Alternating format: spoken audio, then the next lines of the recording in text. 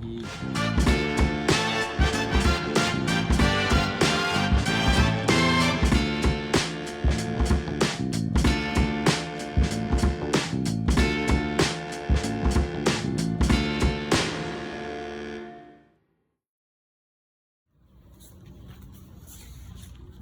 Assalamualaikum geng. Bersama saya lagi Pablo Hakim.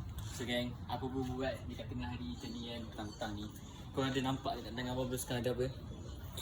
Coca-Cola guys. So hari ni Pablo teringin cuba nak test apa semua bagai lah.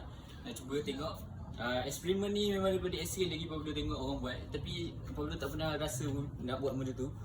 Kali ni mungkin Pablo nak buat. Tapi tak tahu mentos yang ni ke mentos yang satu lagi. Tapi dah ada tulis mint kat sini. So tak tahu betul ke tak.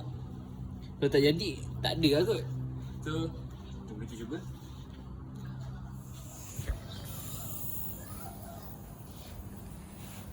Nanti kau rekod kat sini lah. Dah rekod. Dah. Dah. Kita kena bagi dia buka guys. Tak buka dia jadi. Okay. 2 biji lah, 1 biji, 3 biji. Harap menjadi lah ni. Ke gradit kat sana macam. Ni.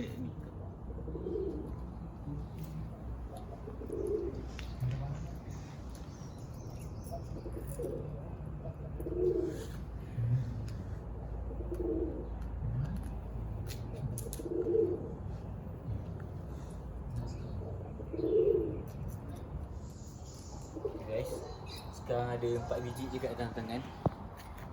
So, jom kita cuba. Backup tu nampak macam kau tak nampak macam.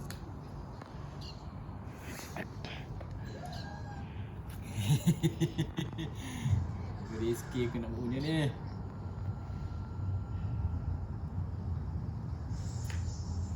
Bismillahirrahmanirrahim.